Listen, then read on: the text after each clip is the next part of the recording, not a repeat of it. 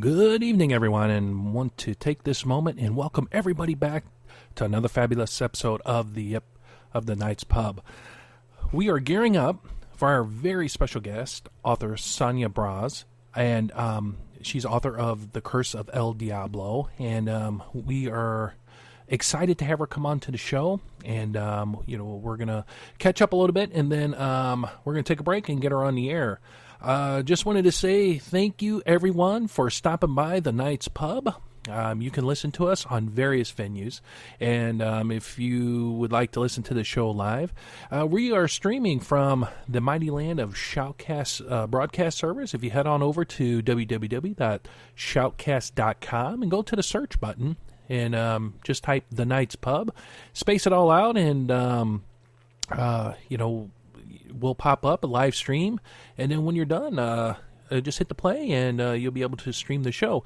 You can also go to the our website, www.thenightspub.net, and there's a little radio up top. If you click play, it'll just transport you right on into our studio here. We're broadcasting. You can also catch us on other venues such as iTunes, Spreaker, SoundCloud, YouTube, and Podomatic. And for everyone that's out there downloading our shows, stopping by and watching our videos, I just wanted to say thank you so much. We greatly appreciate it. Appreciate you taking the time and also giving us a listen. Really do appreciate it. Now, if you want to become a guest on the Night's Pub, stop on by our show schedule page, and at the top there you're going to see a flyer. It's just it's a PDF file. It kind of gives you an idea of what we're about, and kind of gives you a little some rules that we like to go that we kind of play by here. We're an open forum show, and everybody who listens to the show, and even our guests that have come on, really enjoy the format of the show, and we're more than happy to we have fun doing this. And for all you guys that are out there, the emails, and for all the authors, the future authors, our guests tonight, and also our future guests are coming on, just want to say thank you. We really do appreciate having you come on the show. The show number is 636-487-4258. During the live broadcast show, you are more than welcome to call in. Now, depending on how many calls we get will depend on if the phone line gets answered in a timely fashion. But that is the show number, 636-487-4258. During any other time than a live broadcast, please feel free to call it. Drop us a voicemail. Let us know what you think about the show. Also, let us know if you have any suggestions, future guests to come on the show. We are more than happy to listen. During non-show hours, the line's not monitored, so don't worry about somebody picking up the phone. And I know some people kind of get a little weirded out by that, and that's fine. But no, we're gearing up. We're gearing up for our very special guest here, and we are more than excited to Miss Sonia here. I have spoke with her a few times before actually coming on to the show, and we've been exchanging a lot of emails. And I do have to say that there is quite a few things that have gone on personally since speaking with her, and things of the supernatural. The supernatural. Just in that realm that's been going on in our, especially in our home and also our studio. So it's gonna be a wild night. Now, our next Saturday, February 4th, at 7:00 p.m. Central Standard Time. So for anybody that's picking up on this broadcast, if you are listening to it at any other time other than Saturdays, then you're probably listening to a rebroadcast, a podcast, or a pre-recorded show, which is great. You're more than welcome to freely download them and distribute them and get the word out. We greatly appreciate it. Now, next Saturday, February 4th, we're going to have Pastor Casper McLeod stop by the Night's Pub. And he is author of books such as What Was I Thinking? And also he's a staff writer with Dr. L.A. Marzulli's magazine, Politics, Prophecies, and the Supernatural. He's also the author of such books such as Spiritual Encounters with the Shroud, which we're going to definitely ask him about, because the Shroud of Turin is something that many people don't cover fully in detail, or if they do, it's more or less it's a subject they hit on and they move on. But Pastor McLeod has actually done some extensive research into this, and we're going to pick his brain and see, what he's found out. Pastor McLeod also interviews with L.A. Marzulli with the newly released Unmasking the Future. Now, you can always catch us live by, as I mentioned earlier, by selecting the radio at the top of the page, or by going to Shoutcast to search for the Night's Pub. Now, just to kind of let you know, I've been recovering from a bug, so I do apologize here in early on if my voice gets a little scratchy, or if I lose my voice, which I hope is not the case, because that would definitely be unfair to our guest that's coming on. But guys, stop by the show schedule page here on the Night's Pub. Check out, we have many interviews coming up, and there are a couple more guests that are coming on. I just have not got their information up there yet, and once I would say this weekend, late weekend or next week, we're going to add a couple more guests to the page. So if you're ever in doubt, wondering when we're broadcasting, please stop by the show schedule page and just look at the date, and that'll let you know what time and who's coming on. We are more than happy to have our guests coming on, and I truly believe that this information you're about to hear this evening is going to be, it's going to be mind-shattering because of the content and the subject that's covered. It's pretty intense, so I'm going to give a pre-warning before the warning when we get Sonia on, and this is going to deal with some pretty heavy material, and there's some things that I've already done in preparation to prepare coming on the show. And anytime that we get together and we speak about anything of the supernatural, or especially the demonic or the devil or anything, all kinds of things happen to either myself, Brother Stan, our families, or just like the broadcast equipment. Just weird things like that happen. So Sonia was so gracious enough to provide us with some holy oil and some holy salts and some blessed medallions, and that we've put in the studio and that we have in the studio, and it's made a difference. So for everybody who's just joining in, if you're skeptical, if you don't really believe that this stuff happens, stick around, and when we get back, we're going to have our guest come on, and she will explain to you, the tricks of the enemy and how this, plays out into our society today. So, guys, what we're going to do is we're going to go ahead and we're going to take a break. I'm going to get Sonia in the line, and then once we do, then we'll come on back. So, enjoy the music, and we'll see you soon.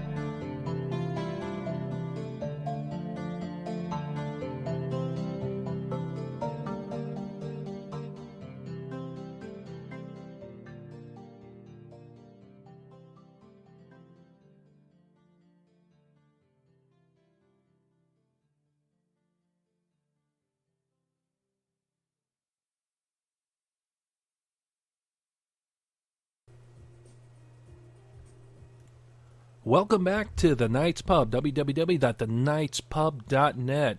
Well, we're just going to go ahead and get ready to welcome our special guest. But before we do, I am going to put out a disclaimer and a warning. Some of the material, actually not some, all of the material we're going to be covering tonight with our special guest, Sonia Brosz, is, it can really scare you if you really don't know what you're dealing with or what you're up against. And I will speak from experience that since speaking with her a few days ago, there's been a lot of events and a lot of things that we may touch on in the show that is happened. And thanks to the generosity of Sonia, she sent us some blessed salt, some oils, and some medallions and stuff because it really started picking up just with the paranormal activity. And usually when we get together and we speak to a guest who deal with exorcism or who deal with having knowledge of like the metaphysics and stuff, we usually do get some kind of weird things happening with the equipment or Brother Stan not being able to call in, or something happens. So obvious this is something the enemy doesn't want out on the airwaves. But we've said some prayers, we've blessed the studio, and we're going to push on now. Sonia Brosz is a Maronite Catholic, charismatic, a visionary and spiritual warrior called 44 years ago to the service of God in the field of exorcism and deliverance.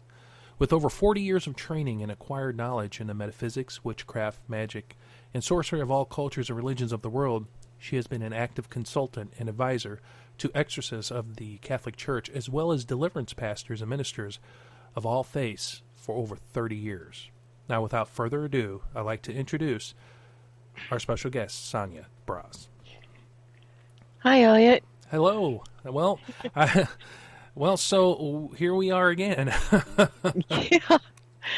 Well, it's amazing we actually made it on the air, actually. Well, I know with all the stuff going on that happened on our end with kind of the almost the 10-minute panic attack of, you sent a request and then I looked for you and there was three profiles that popped up. It was really odd. But again, it's just further proof, and for our listeners that are joining us and are in the chat room, this is further proof that this stuff is real. And I know there's a lot of misconception, especially with all the shows and stuff and that are out on the air and that are out with people being self-proclaimed exorcists and ghost hunters and stuff. It causes some confusion out there, and there's a lot of people that have just thrown their hands up and walked away. But this stuff is real, and and I will attest to within the past few days of speaking with you, Sonia. It has been really interesting just to what has happened, not only here in the studio, but personally at home, and then just what occurred not even 5 minutes ago, trying to get you connected to us. Yeah, that's the thing. There's a lot of people. It's become this whole affair of the kind of work that I do, the kind of work that Lorraine and Ed Warren did, that John Zaffis now does, and that Ralph Sarchi is involved in, and Dave Considine, and many others that are really serious about what they're doing, is that it is really real. It is not a joke. It's not a TV show. We're not running in there ghost busting, so to speak, and trying to provoke things and whatnot. Ralph Sarchi does use a team, so does John Zaffis. I do not, as a general rule. Once in a while, I'll have my own team that I've personally trained with me, but we don't go in looking for evidence because as a charismatic, I already know what I'm going to be dealing with. They come in to simply assist me so that we can get the job done as quickly as possible and get people back on a more of a normal lifestyle. The biggest problem with all of these TV shows and everything is that in a lot of ways, quite frankly, I think instead of exacerbating things, they minimize. Uh, you know, they bring it all to light and say, okay, there's all these spirits, there's these ghosts, there's this, there's that, but then they offer no solutions whatsoever. They basically want to go in there and scare the heck out of everybody, uh, and some of these shows have been notoriously faked. Some of the things, some others are not, but who can tell the difference? Because it's all up to the producers what they want to do. The reality when you're actually doing this work is far less, I guess, star quality. It's not, we're not going in there with TV cameras and producers and people telling us what to do and how to do it and everything else. We're just going in there with God and we're doing what He tells us to do the best that we can. So it's not a joke. Like, John and I talked on the phone one day and he said, I just wish people would understand that this just is not a joke. Um, and it's also not a one-time deal. We don't go into somebody's house or talk to them on the phone or take their emails and call them back and work with them and then just walk away. It's a long-term thing. This work takes a long time because none of this stuff happens to anybody overnight. And they don't have to have done any particular thing per se. It's not always their fault that this is going on. And that's another thing that a lot of these shows lead people to believe, is that someone was involved in witchcraft or someone was involved in some sort of satanic activity of some sort, or cursing things or whatever they were doing, magic of some kind. That's not always the truth. The truth can be far more complex, and many times the person themselves has done nothing whatsoever, except maybe just living their regular life, and maybe they met someone, or maybe they got introduced somehow to somebody that they didn't realize was dangerous, or their own curiosity led them down a path without them realizing it, because we're all curious. We like to read. We like to investigate. We like to watch movies. We like to watch TV. We like to do a lot of different things. People like to go to Halloween parties and go to haunted houses and do things like this, just for fun. Uh, Nobody really thinks they're going to have a problem later on in life from doing that. Um, but the truth is that demons are incredibly sneaky, and if they just simply, if you attract their attention, it doesn't matter how you attract it. You can attract their attention because you're a very pious and holy person. Um, I've worked with priests that were possessed. I've worked with nuns that were possessed. I've worked with pastors, their families. Many outstanding, strong Christian people who suddenly found their homes turned upside down, their lives turned upside down. And they came to me going, what did we do? What did we do? Did my son do something? Did my daughter do something? Did my wife do something? Did I do something? No, they actually didn't. Um, Demons will seek out and disrupt people's lives because it's all a game to them. That's where the game is. The demons are loving it. It's a game to them. They want to scare people. They want to hurt people. They want to destroy marriages. They want to destroy relationships between parents and their children.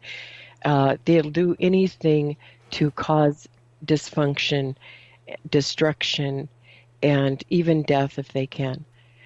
So this is a serious thing, and it does happen, and it's going on every single day, and it's going on in many more homes than anyone can possibly even imagine.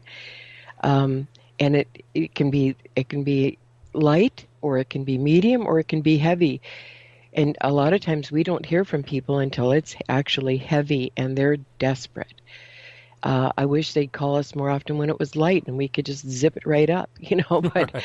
that doesn't normally happen. People, things go on and they're like, oh, maybe it's just my imagination. Maybe I'm just thinking this. Maybe I'm just thinking that. Nobody wants to look like a nitnut, right? Um, but the truth is that they need to realize that demons are on the hunt all the time. Whether you're a believer or not non-believer, you can be of any religion, you can be any race, creed, color, it doesn't make any difference what you are. If they decide they want to make your life a living hell, they'll do it. Wow. How did you become involved as a spiritual warrior? I mean, how did you get into this field? What called you to come to this field? You know, I think the fact that, I come from a long line of military people, a long line of veterans. Um, Many of my uncles fought in World War II, some World War One. I mean, we just maybe I have a military frame of mind. I don't know, or maybe just militant. I, you know, I have a hard time watching innocent people be abused, whether that is by another human being or whether it doesn't matter who is doing the abusing. I don't like them and I get angry and I do what I can do legally to stop the abuse. Um, and this is no different. I was born with red hair. I am definitely uh, a case. I once I put my mind to something, I just do. And I grew up in a haunted house. We had this going on constantly when I was growing up. It was mostly just the stair step type thing and the walking across the hallways or whatever. But my little sisters were terrified. I was the middle girl in a family of five. Um, and it scared my little sisters, and that made me angry. And when I got angry about that, I started looking for books, looking for just anything that would teach me how to do this. I would read the Bible and it talked about demons, but yet growing up as a Lutheran, when I would talk to the minister, he would say, well, you don't really need to worry about Satan because Jesus defeated Satan when he died on the cross. And uh, but then how do you explain all of this stuff that's going on? I would ask him, how do you explain the footsteps going up and down our stairs all night and all of these types of things and these aspects? He had no answers. Then I read The Cross and the Switchblade by David Wilkerson, and I realized that God indeed dealt with evil uh, on a very militant basis, with love, but with strong faith and standing your ground. And from there, I began to look more towards the Pentecostal at that point because I was not familiar really with Catholicism. And it wasn't until I got older that I began to really study religion in college and study all kinds of religion. I mean, through every aspect, from tribal to in Native American to the ancient tribal, Polynesian, Asian, Far East, everywhere, Tibet, everything. I studied as much as I could find out. I read as many books as I could find. And all this while, I was learning martial arts as well. So I was learning this frame of mind to stand my ground and how to interpret the moves of the enemy and how to protect and how to strategize and all of these things. I had no idea that God had put together this training program for me. Um, all of these different classes I was taking in college, psychology and all of these things, they all basically, once I realized that this was my calling, all of these things played a very important part in me being able to kind of do the 50-mile rucks. You know, um, Soldiers understand that it's like putting on this huge pack and just putting one foot in front of the other and walking 20, 30, 40 miles, whatever it takes to finish what you started and complete it. And that was really, I think, probably what started me in all of this. I had this incredible faith in God from the time I was a baby. I was born a charismatic. I come from a long line of charismatics, which I did not know until I was in later years, actually. I just wanted to fight. So, I didn't want to fight people. I wanted to fight evil, and so that's where what started all this. And I've never really looked back. You know, I have no desire to stop doing what I'm doing. The devil comes at me all the time, and I don't really care. It, you know. Just for our listeners who probably don't know, what is it to be a Catholic charismatic, or just a charismatic in general? Basically, a Catholic charismatic is really no different than being a seer in the Pentecostal churches. It's a gift of the Holy Spirit. The Catholics refer to it as a charismatic. The Pentecostals refer to it as being a seer, but a lot of people have misunderstood that term over the years because of some of the books that have been written where people claim to be a seer and really they're just psychic, or they think they're psychic or whatever. The aspect of a true seer in Pentecostal style is that all the knowledge, all the wisdom, all of the information you receive comes directly from the Holy Spirit, directly from God. And God is always right. Always. It's like being a prophet, only I am not a prophet. I don't have that gift. Thank God, really. I don't need any more than I already have. But a charismatic is the same thing. We have to be proven to be a charismatic. It's not something I can't just walk up to you and go, "Oh, hey, I'm a Catholic charismatic, and I'm telling you that you left peanut shells in your car or something." You probably are allergic to peanuts. You've never seen a peanut in your life. Okay, the thing is, I only can tell people what God tells me, what He lets me know in my heart. It's really not, I don't hear God's voice. He doesn't sit down and have chats with me in that manner. It is more a simple, straightforward line of information that I suddenly receive. Whether I'm talking to a priest will call me and ask, I need to know what you can tell me about this situation or this person or whoever came to him or what's going on. And I don't know everything. I personally do not know everything. I've read a lot and everything else. But I think a lot of my education really taught me how to interpret what God wanted me to understand when He would come through me.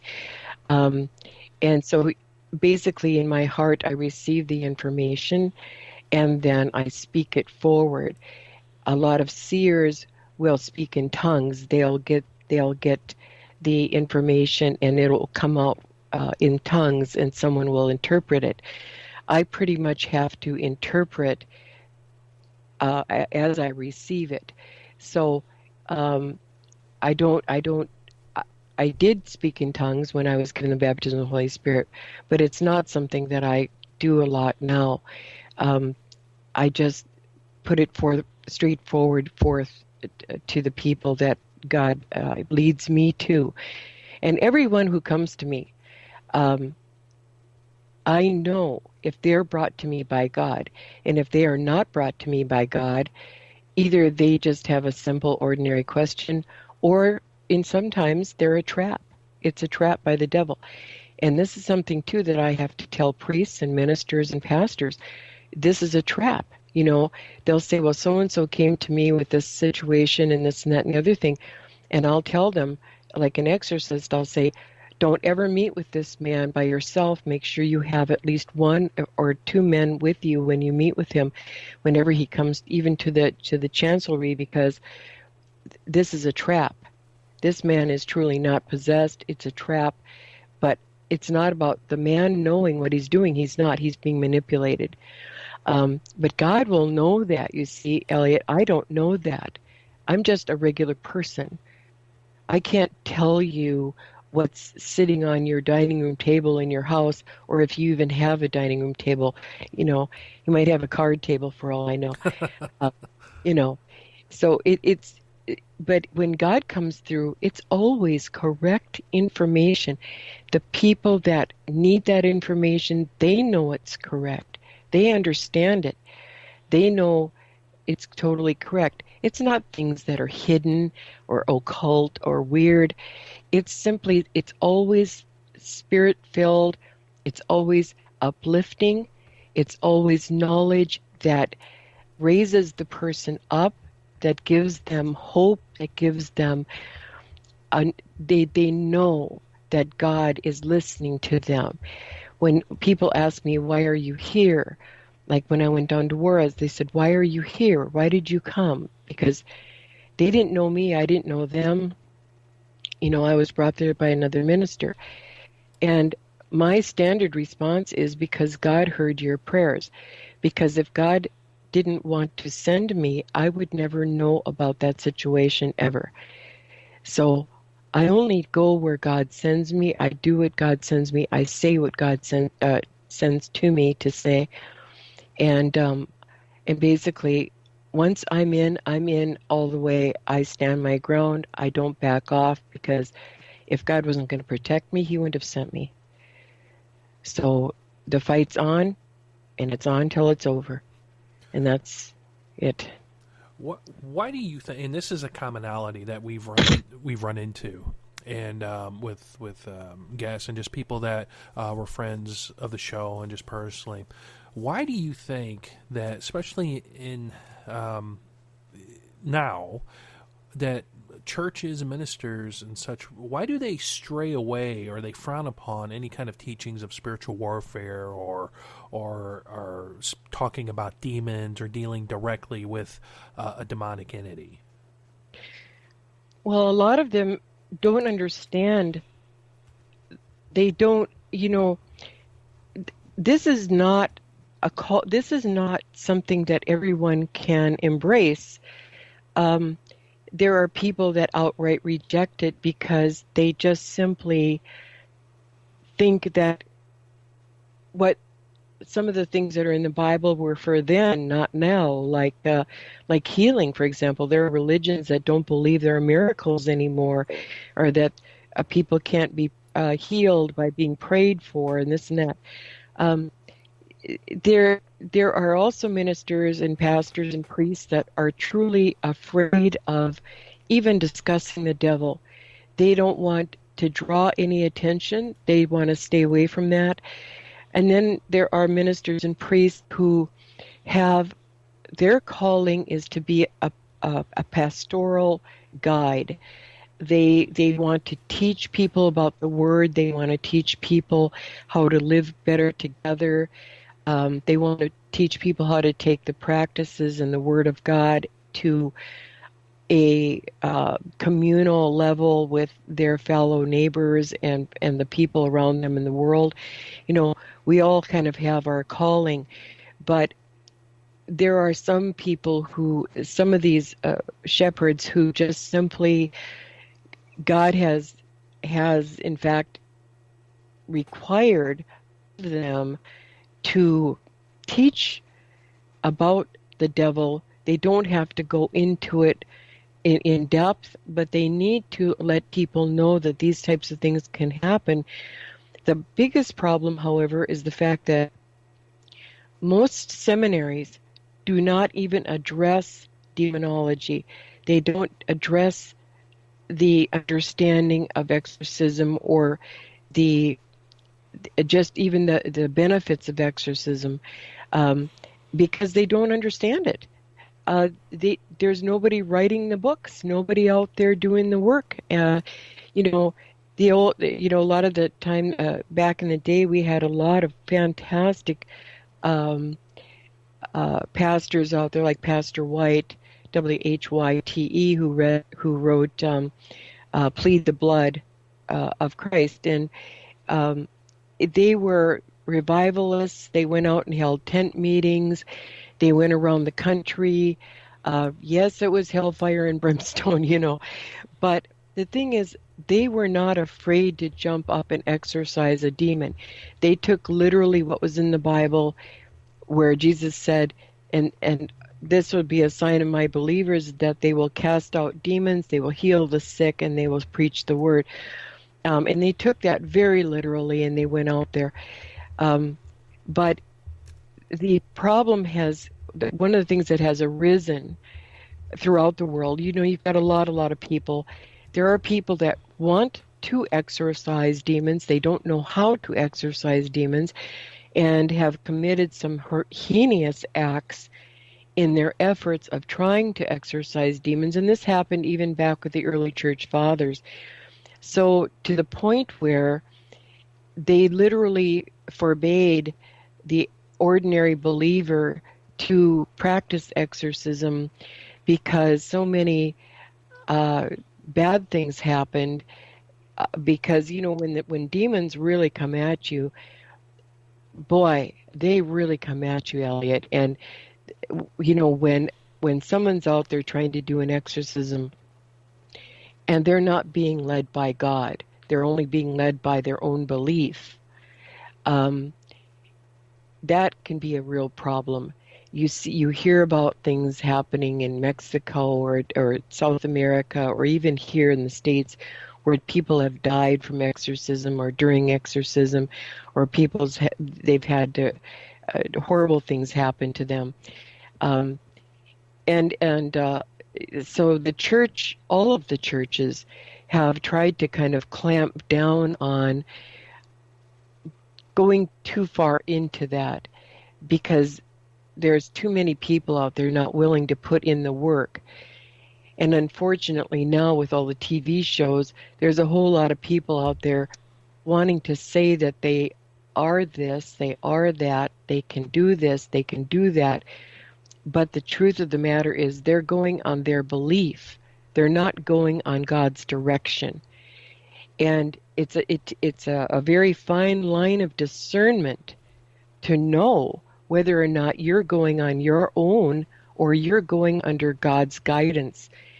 It takes a lot of humility to walk your life in God's guidance all the time, and I have seen very well-meaning people make some very serious mistakes because they didn't wait for God's guidance. They didn't wait for God to lead.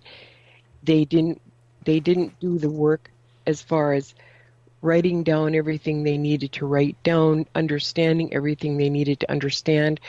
They simply went into a place and they thought, okay, I can throw some holy water at this and some anointed oil or whatever, and I can read a couple of Bible verses, or I can read the Pope Leo the 13th exorcism, and everything is going to be hunky-dunky, and all these demons are going to go, and it's going to be done, and they walk out the door. And some of these guys are fairly well known. None of the ones I've mentioned so far, but there's other people out there very well known, and they are well-meaning. But I can tell you right now that many of their clients have called me later and said, oh my God, my house is everything is horrendous now, and I don't know what to do, and I had to pay all this money to fly this person here, and all these things have happened. So discernment isn't just about discerning the spirit of a demon or the spirit of an entity or whatever else you're dealing with in that respect. Sometimes discernment has to be turned on yourself, and you have to really look inside yourself and say, is what I am doing, am I honestly being led by God, or am I just like a wild horse with the bit in my teeth and thinking I'm all that and running around out here? flapping my wings and trying to draw attention to myself. So uh, it this work takes a lot of self introspection and study all the time, and you really have to be willing to listen to other people. You need to sit down and look at your life, look at what you're doing, and follow through. And when somebody comes back to you and they say, that didn't work, whatever you did or whatever, it didn't work. If it didn't work, then you were not being led by God. You did it on your own. And you need to face up to that, and you need to confess that to God, and you need to get humble, and you need to go back. I don't care how embarrassing it is. You need to go back, even if you have to pay for it yourself. You need to go back under God's direction this time and do it right. You know, and a lot of people don't want to. They, it's like wanting to be a special forces person and getting halfway through the training and you just can't make it another step because you just don't have it in you to stick with it. Sometimes it's not about physical strength, it's all about your mental strength and who or what do you truly want to be? What is it you really want to do here? Are you know, for me it was a calling. Once I stepped into the calling, I never looked back. Has it been really illuminating for me? You betcha. I've had to learn a lot of stuff and I've had to humble myself more than once, you know, and say, wow, that was bad, and just kind of slap and on my face and go, all right, let's get this thing in gear and let's start over. Obviously, I got off on the wrong track here somewhere. Go back to work, get back with the program and you're either in this game in this situation here, you're either going to do it right or just don't do it at all. I understand. You know. With all the cases and you had mentioned a little while ago that you have other people's clients who claim to go out and basically they cause more damage than they do help. And when their clients contact you, are there any cases in particular that you can talk about that actually stand out to you? And it's just one of those memorable cases where you're like, oh yes, something happened where, I mean, it was maybe overwhelming or something that happened to where it's not easily forgettable. And I'm sure all the things that you've dealt with are not forgettable, but this one stands out in particular. Yeah, well, you mean my case, a case for me. Or just the cases that you've dealt with, that you've been on, Right. that that you've went head to head with some of this stuff, and are there any of those cases that just some of them that just stand out in particular? Oh, yeah, definitely yes, definitely yes. And even now, but in my earlier days, for sure, because in my earlier days, I was still, it was like being an apprentice with no mentor. You know, I started out really, um, I was dealing with a lot of ministers and priests and things at long distance.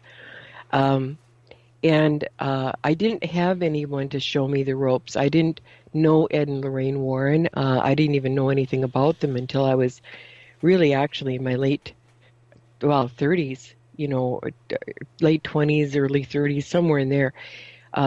When the first time I ever heard Malachi Martin on the radio, um, and which I never met the man, but we did write a few letters back and forth. But I read a couple of books and whatnot. I had just really tried to do the best I could. The one who probably helped me the most was Pastor Jim, who was a Pentecostal minister, Assembly of God minister in Dickinson, North Dakota. And he was phenomenal. He really was. He was a lifesaver for me and taught me a lot about when you make a mistake, how to regain your humility and go back after it. So the case that I got into that really really was a deciding factor for me, where I had to really decide whether or not I was going to continue with this work. Um, it was horrendous. It was with my roommate actually at the time, and she was a really wonderful person. We had been good friends for a very, very long time, and she had gotten involved with a man that she really didn't know, uh, but she was just dating him, and she went to a party that week, a weekend, one of the weekends, and she came home and she just progressively got darker in her whole. I mean, she was a very cheerful, lighthearted person. She started to withdraw. She started to back away from things, and um, she began cursing. And she was a very strong Catholic girl, wonderful person. And she just began acting not like herself. She wouldn't eat. She started hiding in her room. She wouldn't come out for any reason. Um, I began to really get worried about her. Just as a regular person, I was worried. And then one day, all of a sudden, I'm walking out of the kitchen, and this was the first time that God just really came through to me in a way that I could understand, where I realized that what was in that room, in her room, was a demon, a true demon, a real demon. And because I couldn't even, I didn't want to get near the door. I just, it scared me so badly that I literally got nauseated, and and I didn't know what to do. I was like, oh my God. And I loved this friend of mine. She was just a sweetheart. And I just thought, what am I going to do? How am I going to help this girl? And at that time, there wasn't anybody really I could call. Um, and so this is the old redhead in me. So basically, I just muscled my way through the door, because to me, I was like, I just got to drag her out of there. If I can drag her out of there, that'll do it, or something. I don't know what was I thinking. And I just kind of, shouldered in the door, you know, and my son, at the time, my younger son, uh, yeah, he's my oldest son really, but he was very young at the time. He was like 5, and he was like screaming at me, "Mom, Mom, what are you doing?" And I'm like, "I'm rescuing little Charlie." That's what her nickname was. I'm saying, "I'm rescuing little Charlie," you know, and he's like, "I'll help you," and he's running and he's pushing on the door, and we're trying to muscle our way through the door. Of course, the door is stronger than both of us together, and finally, she opens the door, and this I mean, here she's wearing this black robe, and she just looks like death warmed over, and this face that I did not even recognize. My son started screaming and ran down the stairs. We lived on the second floor of, of this house. We had an apartment on the second floor, and he runs downstairs, knocks on the door downstairs, and they took him in. He was scared to death. And she just comes at me. I mean, she's got her hands and claws out there, so to speak, at me, and she's screaming. And I mean, it was the first time I'd ever heard a demonic voice screaming. And I literally was just trying desperately to move backwards fast enough, and I'm banging into walls, and the TV's set, and off the door frame, and it basically getting my butt kicked, just banging into things trying to get out of the way. It was like a movie. And um and it, I got into the kitchen. We had this little small galley kitchen. I get into the kitchen, and I'm just still trying to back away from her, because never in my entire life, I'd taken all these martial arts, but honestly, I'd never fought anybody insane. All right. I'd only sparred with people and done contest things with people. Never anybody that was truly, really kind of like out of their mind. And so I was scared. I was truly scared. And she reached over by the sink and she grabbed this chef's knife, this butcher knife, and I'm just like, are you kidding me? I mean, really. And I'm calling out for God, because at this point I knew that this was not her. I'd never seen a demon before, so to speak, except in my mind's eye, and this was every bit of a horror movie, right out of the worst anything you can think of. And she grabs this knife and she's got it over her head and she's running towards me. And thank God I had the martial arts because I grabbed her arm and I managed to bang her hand against the countertop. She dropped the knife, but then she spun and she ran into the living room, and and she's like, where's that kid of yours, kind of thing. And I'm like, oh no, you don't, and I'm immediately running after her and trying to grab her, and finally I swung her around and she kind of slid on her butt back over against this wall. And she's just sitting there and she's looking at me like this girl in the Exorcist movie, you know, which had come out just a couple of years before when I'd had Jeffrey, right after I'd had him. And she's sitting there looking like this girl that was sitting up in bed ready to spew out pea soup or something. And I was absolutely terrified beyond belief. I mean, I was I'm not joking. I was shaking every single part of my body. And I started praying and I started trying to cast this demon out. I'm like, yelling at it, you have to get out in the name of Jesus and everything like this. And nothing's happening. Although I knew I could feel God in my heart. And I just kept yelling this and yelling this. And finally, all of a sudden, I just was inspired to reach up with my right hand. And I reached up with my right hand and it felt like a sword hit my palm. And that's when I knew I could feel the presence of this incredible power. And I honestly, at that moment, I knew it was Saint Michael. And suddenly the room was just really brightly lit. It's not like I could see him as an angel or anything, but this bright light came into the room. And this thing, her eyes, she looked up, not at me, but up above me. And her eyes just got huge. And this huge amount of fear instead of this hatred and violence was in her eyes. And all of a sudden, this thing just left her and went out the window.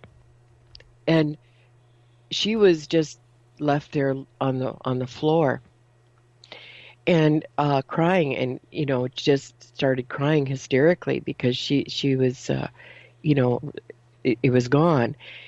The thing actually landed on my husband, who is my he was my husband at the time.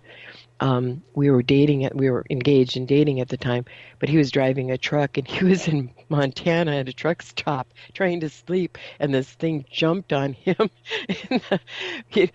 And he called me, he had scared him so bad he called me from the truck stop. What's going on over there? I know it's you. I know it's this Wow. thing jumped on me, yeah, what are you doing? You'd better ask God for more help because I can't take it, and anyway, of course, I had dropped to my knees, afterwards, because I was just shaking so badly, and I kind of crawled over to my friend and held her and everything while she just cried and everything. And anyway, she immediately in the next day or two, she went to see a therapist and started to get help for just dealing with the experience of what happened to her. And of course, I went to the pastor's house and just, I walked in there, I just wanted to throw myself on the floor. I was so shook up, and I could, and he was very serious while he was listening to me. And then when I finished talking, and I'm like, what do you think? What do you think? And he started laughing. He just, he said, I think you're not the first person that's gone through this. And he said, and it's going to take a lot for you to decide to want to do it again because he said, believe me, this is the way it goes. And he didn't laugh in a way of ridiculing. He just kind of laughed. I could see that he was remembering his own problems and things that had happened to him. And so he began really working with me and mentoring me and as much as he could. God bless him for that. But, you know, uh, that sticks in my mind because that was the one where I realized that I had to wait for God. You know, I had to wait for God instead of just wondering why she was looking like hell every day. I should have been praying. I should have been asking God for guidance. I should have gone to the pastor. I should have talked to him. Because he was an exorcist, and I should have humbled myself and taken more time to address the situation. But I acted impulsively and could have gotten us both killed, really, and did it with my son in the room. That was even worse. So yeah, I had to really do some soul searching on that, and it changed me. It changed me forever, really. Now, your book, The Curse of El Diablo, and what brought you down to northern Mexico, and what did you experience while you were there? I mean, what was the atmosphere? I mean, how did you feel writing this book and with the things dealing with like the sorcery and the black magic and stuff? I mean, how was that, I guess, received upon you? I mean, did you have any issues spiritually writing this? I mean, Yes. obviously, there's a lot of information that you put into this book, and I'm sure the enemy, the devil himself, just is not very is not happy that stuff like this gets written as a guide for others to follow. No, he certainly was not happy. No, it took me 20 years to write that book, um, because it had to be perfect. In my mind, it had to be perfect because you know where Jesus says, "Ask the Father what you will in my name, and I will do it, that the acts of the Son glorify the Father." This is also our work, that our acts glorify the Father. You know, we're servants like Jesus. Jesus won the battle through his crucifixion, but if we're going to truly follow Jesus, then our acts have to glorify the Father. And I I I went there because God wanted me to go. I knew this when the minister called me. I just thought, how in the world and could I possibly help with this? But it really wasn't up to me, and this time I did not put myself first. I simply opened my mouth and said, yes, I'll come, because I felt the Holy Spirit in my heart wanting me to do this. I had read, I had studied, especially Latin American magic, Islander magic, South American magic, and all that. That's really my forte of study, quite frankly. Um, so I had done extensive reading on this, and God knew this. He pushed me this direction, um, and taught me everything I needed to know. And I just simply knew that He would bring me the knowledge I needed. He would bring me remembrance of knowledge when I needed it. It was His knowledge and wisdom that I would follow, and that He would protect me. And quite frankly, I just stepped out there and went down there. Um, the it was a 10-day ordeal. I mean, we're talking 24/7 for 10 days. Uh, it was over 100 degrees of heat every single day, 103, 104, 105. We were out in the middle of the desert.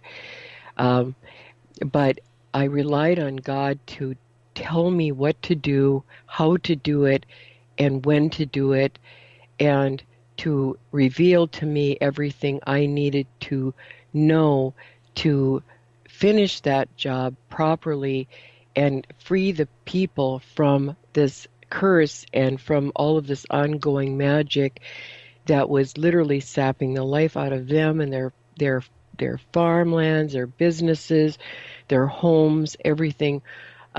These were very aristocratic people. They they didn't know me. They didn't ask me to come down there. This minister brought it to my attention and made the introductions. And when I showed up, I think I was probably the last person in the world they expected. The bishop would not take part, a bishop of Juarez. The church wanted nothing to do with this because it was ongoing cursing, ongoing sorcery, ongoing magic. This wasn't just simple brujeria magic here. This was high magic, high sorcery. These men knew what they were doing. They were very adept at it. They weren't some sideshow down in Veracruz or whatever. These people were extremely well versed in what they were doing. Without God, I could have never done anything. So, uh, my, in performing this work down there, at the end, we ended up in a fight with Lucifer because it was really Lucifer that was orchestrating what was going on down there. Lucifer himself, which I only knew because God told me, but I could tell when I met this man, he was perfectly possessed, and Lucifer was there at the end.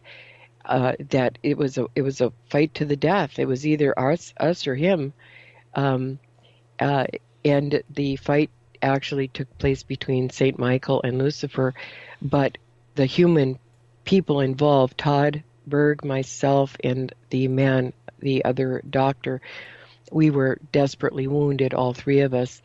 Todd did die. I nearly died, and I don't know what happened to the man. It was never put upon me to ask, and I just never did. But the depth of what happened down there was so incredible and so insane. You really have to read the book to do it. And I'm not saying that because I want people to go buy my book. But it is a long story because it is a very convoluted situation that happened. And there were ritual masks that literally held horrendous demons, different types of spirits, actual gods from other lands that these people worshipped. And this man, through great acts, great feats of sorcery, had done rituals to put these spirits into these masks to help him to become an incredible healer. And then later turned over his life to God, and his partner that he grew up with, who was the second brujo there, it was a Cain and Abel story. They were best friends. They grew up together. They were matched just, step for step in all of their learning, whether it was medical or magical. And the other man felt abandoned because he had given his life to Satan. And so he killed, through magic, he killed the one who had given his life to God. And the rest, and then he cursed the entire family. He cursed everything about their family. The water quit running, the land, they were having terrible crops. They were almost on the brink of losing some land, and their finances were just down to nothing. The good doctor's sister was running the consultorio in Juarez, and she was barely making ends meet. They were very politically important people, but it was just, everything was assailing them on every single level. And God just was magnificent. He just was magnificent. Sometimes in some of these sorcery cases, there are rituals that have to be undone, which a lot of people don't realize, that God is the author of ritual. And God literally told me what to do to back off this ritual magic. That had never happened before. It was a first for me. It was amazing. And when God does a ritual, let me tell you, I am serious. It is absolutely phenomenally beautiful and incredible, incredible power.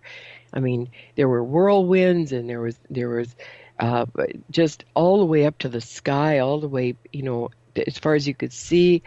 Um, I did not even I was absolutely astounded the entire time. The incredible thing was that uh, God just kept us going day after day after day, foot in front of the other, foot in front of the other. There were possessed people there. There were people that were possessed that were freed. There were people that were sick that were healed. There was water that was absolutely full of scum and dirt and cursed objects and everything else, that with just a half a cup of holy water it turned crystal clear. Um, a folk saint, Saint Nino di Fidenzio, um, literally, God spoke to him. He went and got the priest when we had gotten this whole huge clinic of 10,000 square feet cleaned. We realized we hadn't called the priest to come bless it.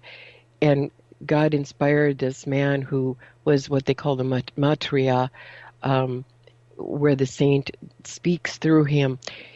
He just got up from his house, didn't know a thing. Nobody called him. Nobody thought about calling him.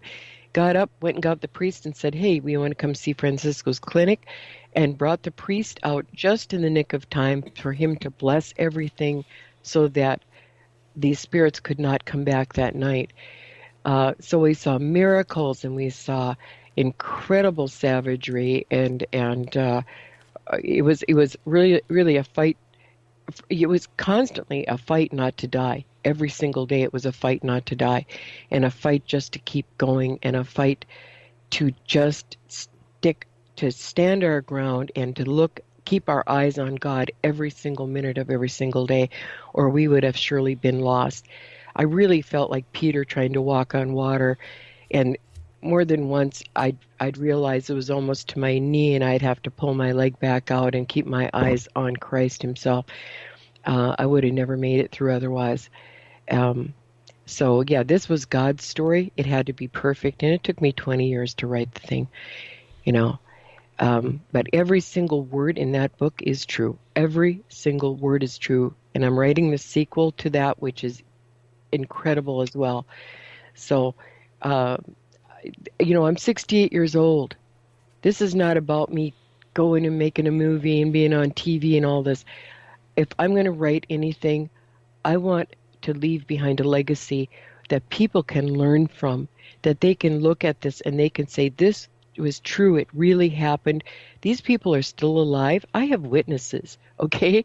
You know, um, my priest was involved. Padre Pablo Straub was involved. The Bishop of Juarez was involved. Uh, this was not some faked thing here. This was a serious situation.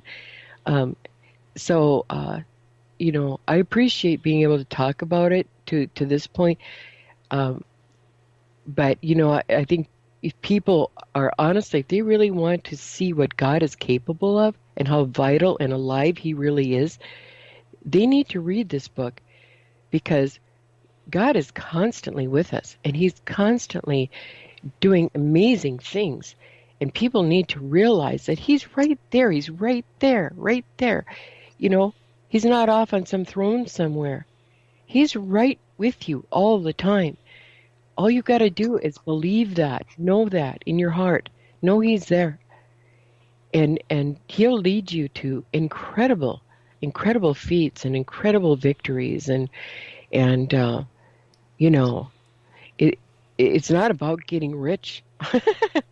I don't know any really true servant of God that sits there and has gold in the bank. Okay, um, it's really just about serving God, glorifying God through your acts, through your life, through your work, through everything that you do.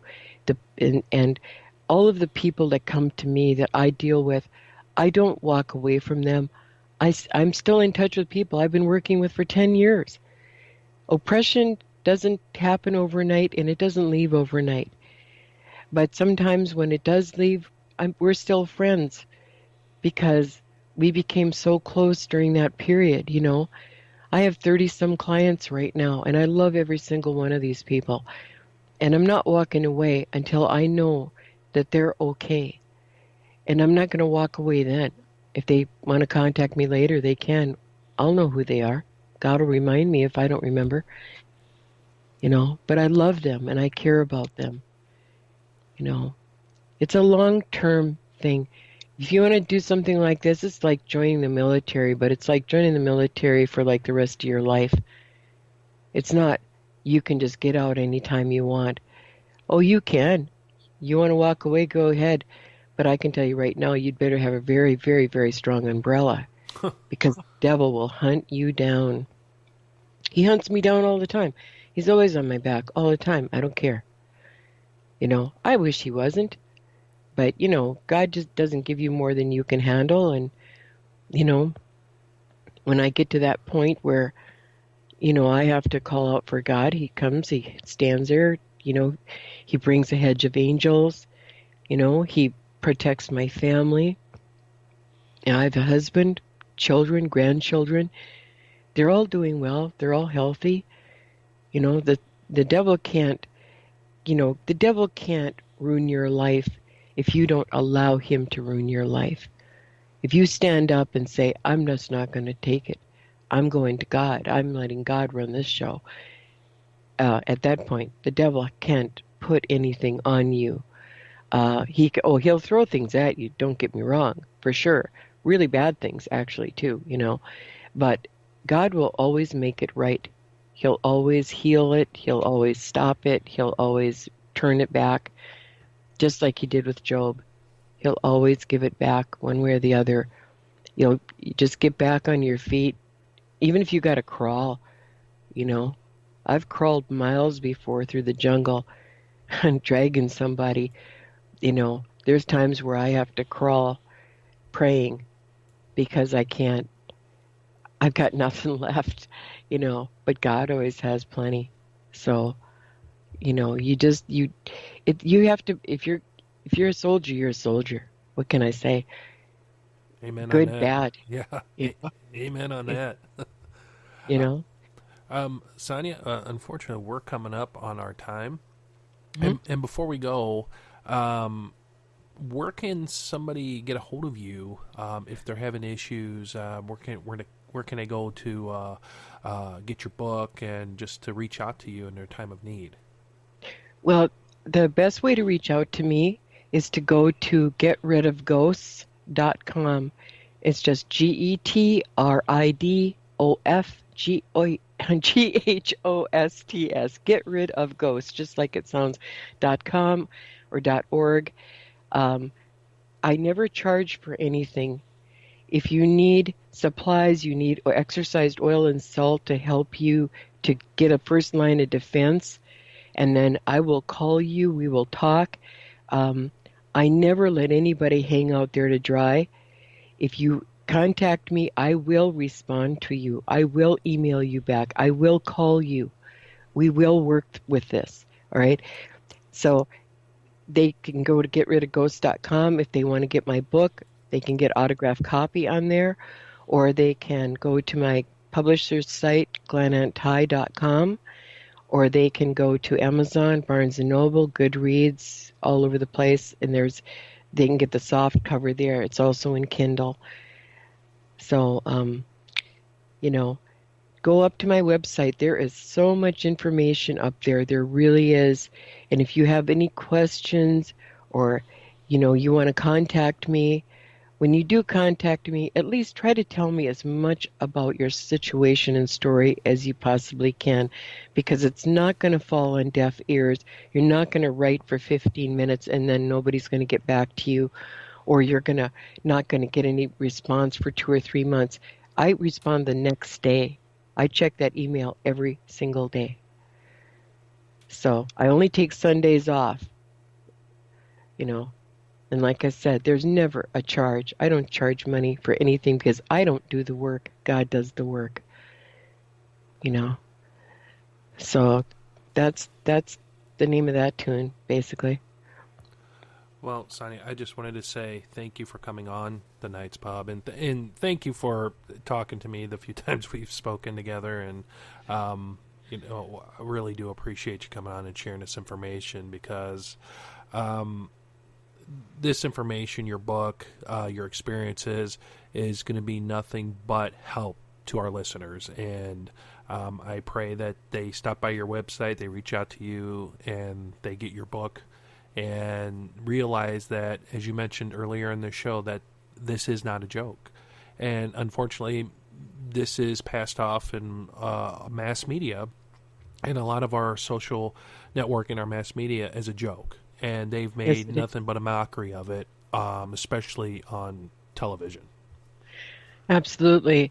The thing is that people, I think the reason God put people like me out here, like John and like Ralph Sarchi and people like that, is because, and Dave Considine, is that he's trying to tell people, listen, I really am here. This really is not a joke. The Bible really is real. And everything you see around you was created by God. God is much more powerful than any entity slinking around in some dark corner, no matter where he is. And exorcised oil and salt has been the best kept secret weapon of God for many, many, many years. And thanks to Father Karapi, who actually enlightened me to that, I can now bring it to other people. And I have my exorcist here, and he does it with great love, and he exorcises the oil and salt I send out. He blesses every item I send out. And it's like having an exorcist in your own living room, because once you put that stuff in there, that stuff starts to all the bad stuff starts to leave. It cannot stand it, and it wants out of there. It may fire a few parting shots, but I'll be here to walk you through that. Don't worry about it.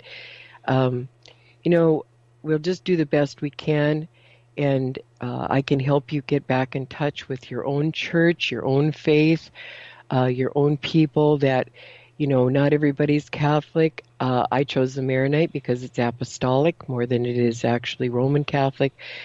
And I think also I chose it because Antioch was the first church Peter started, and he has the keys to bind and to loose. So there was method to my madness here.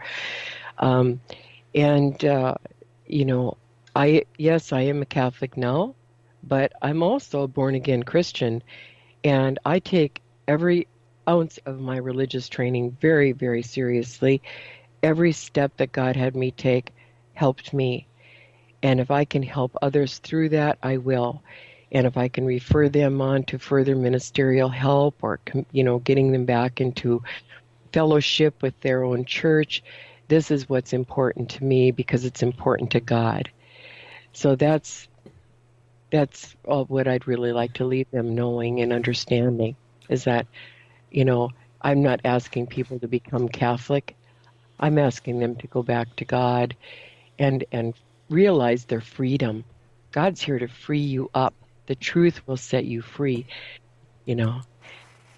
So anyway, God bless everyone, and it's been wonderful. Thank you so much, Elliot, and definitely clear your house.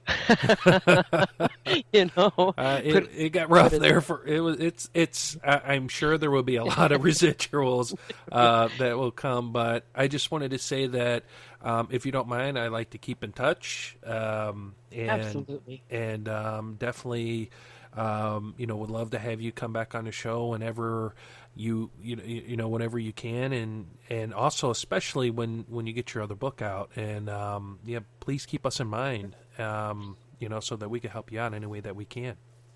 Well, anytime you want me on the show, Elliot, just let me know and I'll jump on there. Anybody cancels and you need somebody, call me up. No problem. I most certainly will. All right, you take care. All right, God bless, and thank you so much. You're welcome. Good night. Good night. Well, everybody, I just wanted to say that was, I love that lady so much, and I have not even physically met her, but just the compassion that she has for the work that she does, that God has called her up to do. It is wonderful to have people like Sonia come on to the show and to share her experiences, and also to let you know that you're not crazy when this stuff happens to you. And unfortunately, we get so many of those stories here on the show that is so refreshing to have somebody like Sonia come on the show and to explain that, no, you aren't crazy. This stuff is real, and that you do have somebody in your corner to help. Now, before we go, I just wanted to let you guys know, thank you for joining us. And pray. And that's all I can say is pray. If you have any questions or any concerns or any problems, please stop by Sonia's website, getridofghosts.org, and also like Amazon and all the other book outlets where her book is. The book is The Curse of El Diablo, and go to her website, check it out, and drop her a line if you have any issues, and I know she will help. And if you have any questions, on our end, please do not hesitate to drop us a line. You can email us at elliot@thenightspub.net, stan@thenightspub.net, or if it's just a general question, info@thenightspub.net. Well, my friends, unfortunately, our time's drawing near. But before we go, look out for one another. Take care of one another. And pray for one another. And don't stop praying. And we'll catch you the next time down at the pub.